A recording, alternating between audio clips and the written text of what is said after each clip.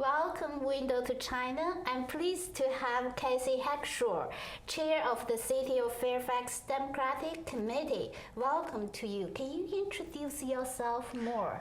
Okay, my name's Kathy Hackshaw. I live here in the City of Fairfax. I have been the chair for almost 2 years of the Democratic Committee here. I've been involved since George W. Bush got me so angry that I became very involved.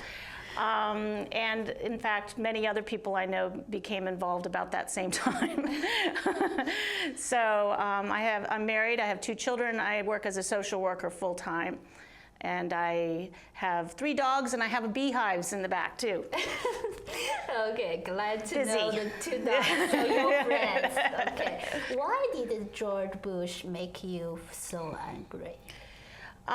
Well, I think that he really stirred up a lot of emotions for many Americans. You know, after 9/11, the response and his kind of arrogant swagger, and I don't mean just the way his persona, but just the way he dealt with things, really made people feel like he had actually stirred up people to hate America. Mm-hmm. And of course, it was the conservative policies that I'm just not a big fan of. You know, I'm a liberal Democrat, and he really pushed an agenda. That's when we saw a lot more money getting poured into politics and supporting ideals and pushing agendas that I wasn't a fan of. Also, my children were past the baby stage at that point, and even though I was working full-time, I had more free time to become involved. I just dragged them along with me. Okay, so do you think the kids getting involved to the politics, even they're young, is very important? It's very important to them. My youngest daughter, who is 15 now, has been extremely involved. My oldest daughter is 18, and she's thinking about college, so she's a little less involved now, but she used to do a lot of the grassroots work with me, a lot of the knocking on doors, getting people to, you know, giving literature on candidates. They've attended numerous rallies, whether it be for President Obama or candidate Obama or candidate Clinton. I was a Hillary Clinton delegate, state delegate in 2008. So they have been involved since a very, very young age, and followed it greatly. In fact, I can tell you a really funny story. My youngest daughter, in the spring of 2008, we used to watch, we watch television every morning, the news, and they were getting sucked into the drama of the politics. And that spring, we went to Costa Rica on spring break for vacation.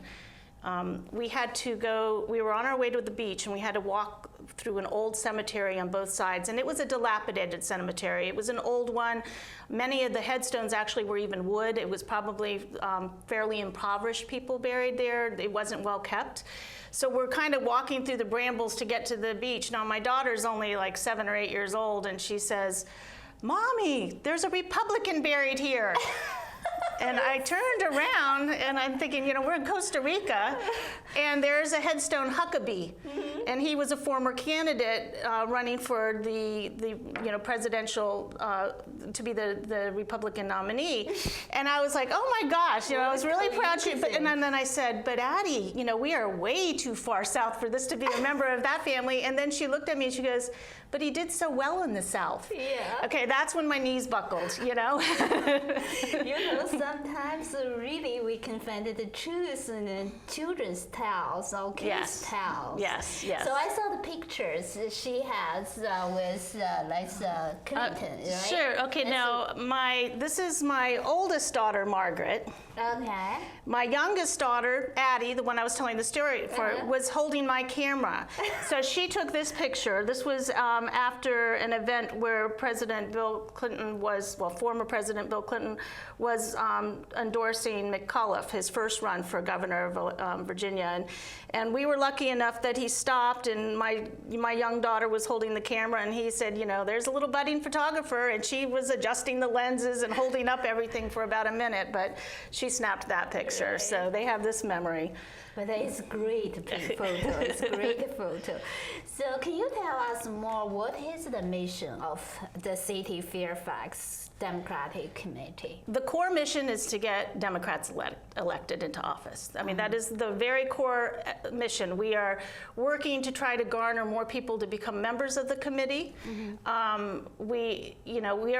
If you look at Fairfax County, if you just kind of made it a big circle, the Fairfax City is smack in the middle. It's the crossroads of the county. And so many campaigns keep their headquarters in Fairfax City because routes 29 and 50 run right through it, and it's easy, central place for people to hold their campaign.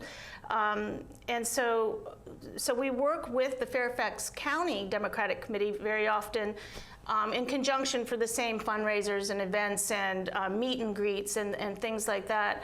But our core mission is to get Democrats elected into office. So what makes you being very vocal in politics? Well, part of it is I like to have my voice heard. You know, if something doesn't seem fair or unjust, I want to do something about it. And I think that's the core behind a lot of people that get involved, particularly in Democratic politics. It's to reach out to those that need the reaching out to. It's to get more of a level playing field and to work with those to get people involved so that they understand you can be heard and you can make a difference. You have to get involved, though. And I have found that with my work with the committee, I've seen it. And that's what I think keeps most people that work on committees involved, because they can see the results of hard work, of grassroots campaigns, of knocking on doors, of talking to people at all kinds of events, and getting the message out. And we're also really trying hard to reach out to the minorities in our community to get them far more involved. They are a big part of the community. And in my own daughter's schools, there's 150 something languages spoken. The Asian population is the largest minority in the schools in Fairfax City. So, getting their voices heard and making them understand that some of them come from cultures where they can't be quite as involved, or it's not encouraged, that here they can. Asian American people usually very quiet in politics, but it's getting better and better now. They start to involve in the politics more and more. So what is your childhood experience? You talk about you have relations with Richard Nixon. Well, my father, and we did not know this when we were younger. It was through family research of cousins of ours that live in California. My father's related to Richard Nixon's mother's side of the family, the Milhouse family. His name is Richard Milhouse Nixon. My father's, from what we understand, was his fifth cousin. So it's the distant cousin. It's a fifth cousin. But what's interesting is when I was younger, my parents were both big Richard Nixon supporters, and when Richard Nixon was running the first time, that's when I started hearing about politics, I guess, more in my home. And I can remember my father and mother hosting an election party the night of the election, and everybody was for Nixon. We had one young neighbor who said, I guess I'm the only one from McGovern here. But that's when I also, at the time, it was very popular to wear T-shirts that just had the word vote. Everything was vote, candles, vote. Every little knickknack was the word vote, and that was just like a craze at the time. And I got into that because I was a kid, and I thought that was cool. I brought my ticket to the inauguration from the election is in 68, the swearing in is in 69. And this is Richard Nixon and Vice President Spiro Agnew. And what's interesting is it says, "Forward together." And that didn't happen. Spiro Agnew had to resign in '73 amid a bunch of corruption issues, and he was given the option to resign or face a lot of charges. So he resigned, and Richard Nixon put Gerald Ford, who was the House Minority Leader at the time, in his place as Vice President. Then Richard Nixon resigned. due to Watergate, and Gerald Ford became president. So I love the fact that it says "Forward Together." And my memory of that inauguration was that it was so cold. I was sitting in the bleachers. I just wanted that presidential car to just zoom by so we could get home. And I was very jealous of my little sister who was at home with a babysitter. So what is the memory experience? So what do you think in your mind you have changed that experience have influence with you and Richard Nixon? Yeah, well, I think that one thing is it's interesting when you live in the Washington area. You are exposed to politics all the time, and it wasn't until I moved away to college in Atlanta when I would talk to people and realize they had no idea what federal property was, or that Washington D.C. was a federal, and they didn't understand hardly anything about the House or the Senate. And it wasn't like I was absorbed into it. I just thought I was just a kid that just kind of picked up things like everybody else. But interesting, down there, I started learning more about things like mayors. Like, oh, a mayor, that sounds so old town, But so it was when I was down there that I realized, wow, there's this whole different side of politics, the local politics. When Andrew Young ran for mayor, I did a little bit. I was still, I was about 18 or 19 years old. Did a little bit of volunteering with a friend of mine, but then was when I came back to Washington that I really got more absorbed in it. And like I said, my kids, they became quite involved. Here's a picture I took. That's my daughter Addie, and that's my daughter Margaret, and Jerry Conley, Congressman Conley. There's Mark Warner, former governor, current senator, and Sharon Bolivar, our chair of the Board of Supervisors, and just a host of friends and neighbors. And I took this at the 4th of July parade, but you could see all the children that are involved, and they are far more involved on a regular basis than I was as a kid. So I can only imagine what they're going to grow up to be, Wow. Yeah. But I just wondered. Richard Nixon is many years have passed. It seems he still remains its big interest for the historians. What do you think? The story just keep coming out. Well, he was president for 2 terms, almost made it to the end of 2 terms. He had a great influence in foreign affairs, particularly with China. Yeah. He was liked for that he was bridging foreign relationships. The corruption, it was the first time we'd ever followed something like that on television with the Watergate scandal. Yeah. My 5th grade teacher would bring a TV into our classroom on a big cart, big old black and white TV, and we would watch the Watergate hearings in my classroom, and I think it was mostly because she was addicted to it, but we became involved in watching it too. Yeah. And so you can hear the real voice, they talk. Right, listening to Dean and his wife, who I thought Mo was just beautiful with his pearl earrings sitting behind him, and the questions that were coming from the committee about, their involvement in the whole scandal. And Richard Nixon is one of those people that you've got I don't want to say the pros and the cons about what he did and what he accomplished and what it did for American politics. And, it set off a whole process of examining our leaders with more scrutiny and saying they're not, they're fallible. There can be really problems sometimes. He normalized the China and the U.S. relationship. So what do you think? I heard about some American people, they don't like it. They say it's the wrong decision. What do you think? To have bridged that relationship? Yes. I think most Americans think of that as one of the best things he ever did. Okay. China was a big mystery.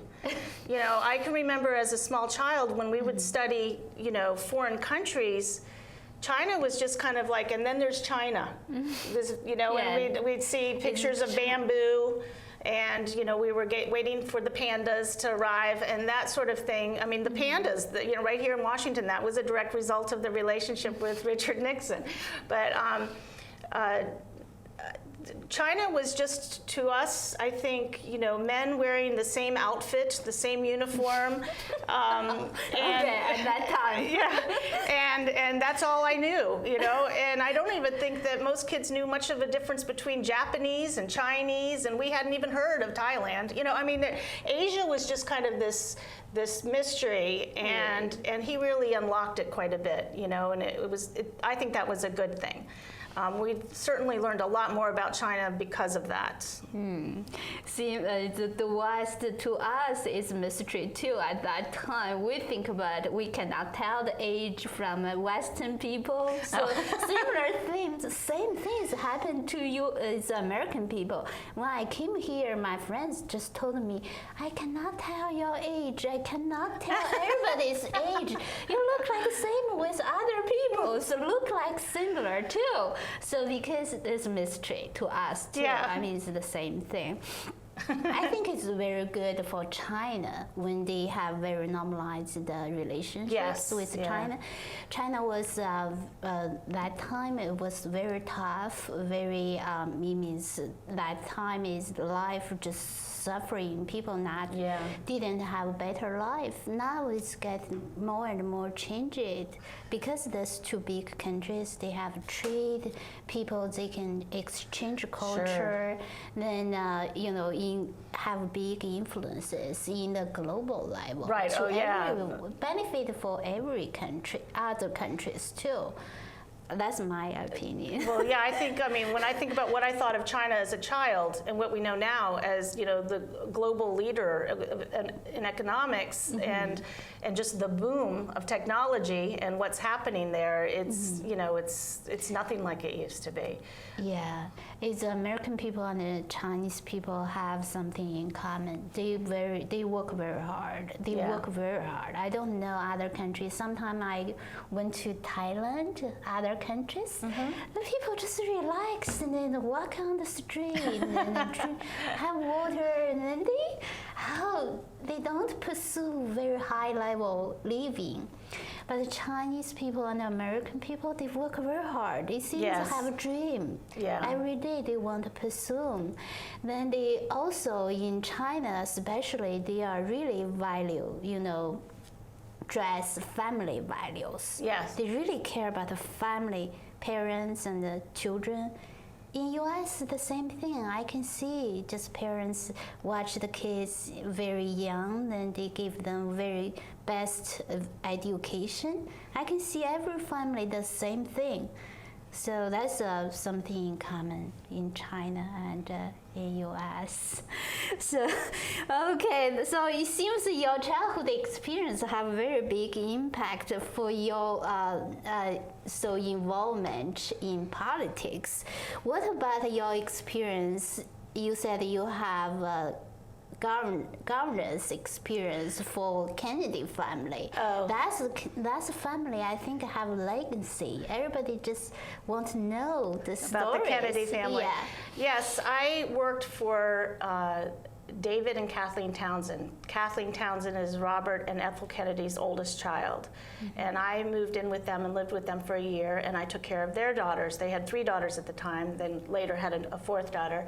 And it was a very interesting experience. I mean, my day-to-day routine was that of, getting kids to 3 different schools and making dinner and taking the dog to the vet and maybe watering the mums out front and grocery shopping, very routine, just the type of thing you would do when you're helping out in a household. I lived in a bedroom on the top floor. But then I had experiences that were completely unique to living with the Kennedy family, going to Aspen and staying with them there, going up to the Cape, to the compound, and for numerous visits with taking the kids up there, meeting a lot of people, meeting Senator Kennedy several times, Edward Kennedy. That was a great experience. What I did learn from that was that family's instilled with a sense of giving back to the community. I mean, certainly they don't have to do that, but they do it because it's instilled in them at a very young age. I think that was an influence on the way that I'm raising my children to be involved too, and to understand that you have an obligation to give to your community. It's not, you don't just sit around and expect it to be handed to you. So it was a very interesting time. I brought one picture from that time, and that is. It's from the Washington Post. Yes. What's the day it was published? This was June 7th, 1988. 1988. Okay, so this is the 20th remembrance of Robert Kennedy's funeral, death. So this is his grave site. There's Ethel Kennedy, and there's Kathleen Townsend, who is the family I worked for. Okay. And I'm back here in the back. That's Maria Shriver in front of me. But that was an interesting day. I rode in a car with Desmond Tutu's daughter, Bishop Desmond Tutu, and that was the kind of that's one of those memories that took those days of grocery shopping and folding the kids' laundry to a different level. It was an interesting time. So I do think that was an influence on myself and the way, like I said, the way I'm raising my children too. How did you feel the president's assassination? Well, this was Robert Kennedy, and I was in first grade when that happened. Ironically, I remember it fairly vividly because I remember my first grade teacher trying to explain to us that if he survived, it would probably not be a good thing because of the amount of damage to him. So why do you think that is damage to him? Well, because of the bullet wound. Oh, okay. He I want to say, I'm trying to remember, I think he lived about 2 days, something like that. And so she was trying to explain to us as first graders, which kind of went over our head. But I remember the funeral train on television. And then so it is kind of ironic that many years later I would be working and living with them and attending the 20-year memorial service. So yeah, that's an interesting, Yeah. How did you see his politics, his decision for the U.S.? Well, he was a great asset to his brother John Kennedy's administration. Obviously, he was running for president when he was assassinated, and I think he would have done great things. Should he have been president. He had a vision of bringing.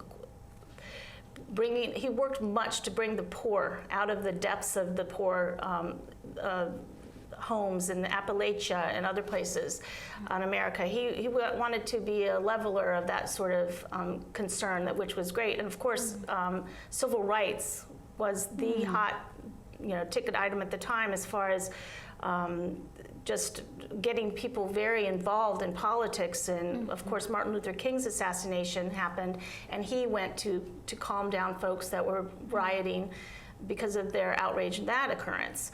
So I think he was somebody that wanted to reach out to people and keep the peace, so to speak, and also work and bridge together relationships so that he had a vision of making this a better place. And it's really a shame that he didn't have an opportunity to do that. Yeah, so I mean, this family seems to me, I felt a little bit tragedy. Seems this family have several members have died just unexpectedly. What do you think? Well, I think part of it is that they're a large family and everybody's keeping their eyes on them. There are numerous tragedies in that family, but they were also risk takers and lived life to the fullest. So I think that if you insulate yourself and you stay in one little bubble, you're less likely to have things happen to you. But if you're out there and you're going for it, so to speak, you're going to probably put yourself in more situations where it may not work out the way you wanted it to. So whether it be plane accidents or getting involved with politics and stirring things up where people may not like you at all and putting yourself at risk. They were taking those risks by their own choice. So I'm sure there was no curse or anything like that involved, as some Americans like to think. It was just more a matter of stepping up to the plate and enjoying and doing what they wanted to in life. Yeah, I mean, the presence of life was took away, but it's still a mystery. I read a lot of books. Even now, they still anniversary every year. They come out some drama. Yeah. It's still in television movies, and they made for TV movies, and it was something that captured America. The whole Kennedy family. Was very well liked by so many, particularly younger people. They saw a young president, they saw a beautiful family, and they wanted to embrace that as the new America. And tragically, with both John Kennedy and Robert Kennedy being assassinated, that probably even sucked in Americans even more. Like they wanted to embrace that family. They wanted to see the rest of what would happen, and so many of them. Further generations have gotten involved in politics as well. Do you feel American people have already gotten the truth of his death? I think that I have been to, if you're talking about President Kennedy's assassination in Dallas, I've been to the museum and the center that is dedicated to that, and it's in the same building as the book depository. And it does a very, very good job of a balance of showing what would be considered the conspiracies as well as what they have as evidence and fact. Personally, I think it was Oswald, and it's not that I'm an expert on the subject, but it seems like the commission and the federal government investigation was so thorough that, I think people, when they don't want to accept something, they will try to find an answer wherever they can find it. But I think it was done right as far as the investigation and the conclusion. You was a governess for Kennedy families, for their kids. What do you think they can keep the 3 generations involvement in politics? Even now, the next generation still very active in politics. It's what they have lived and breathed for generations, and it goes even before John Kennedy because his father was an ambassador. It's what they do. Let's put it that way, and not everybody. You've got to remember, this is a very large family. Not everybody is involved, but many of them are. They're encouraged, and they've got support, natural supports for politics. I think your story probably can attract a lot of audience because in China they are curious the election process, the voting process. You have this experience with the bus tour. Well, yes, right? I was working the precinct, and when I say working the precinct, I'm a volunteer. We use that term lightly when we say working. On election days, we hand out sample ballots to those that are coming to vote, which of course a sample ballot lists the people that I'm hoping as a Democrat you will vote for. Of course, there's Republican volunteers at the same polling place, and they're handing out their sample ballots. So I was there with my friend Evie. We do everything together as far as politics. And I was passing out the sample ballots, and a large bus, you can see better in this picture, I guess, came up, and a bunch of gentlemen, there may have been a woman or two, but it seemed to be mostly men. They were here, and they didn't really say, they had an interpreter. They didn't speak English. They had an interpreter, and they were here for business, but because they were also here and it coincided with the election, they wanted to see what it was about, and they just happened to come to our precinct, and you can see they're taking pictures, which to me at the time was kind of funny, like okay, this is a sample ballot, and they were taking pictures, and they were asking us, so this is who that people must vote for, and I said, well, this is who we want them to vote for. I said, then they go inside and vote, and then they said, okay, and when they go inside, that's when they tell them who to vote for. And I said, no, they don't tell them who to vote for inside either. Once you get in, you get behind your own little screen and you vote who you want to vote for. So there was a lot of talk amongst them. I wish I could have understood what they were saying. But there was nice experience. Okay. Yeah, it was interesting for, I think, both sides. Okay, thank you for sharing your story and the Chinese tour story too. We will wrap up. Thank you for watching. We will see you next time. Bye bye.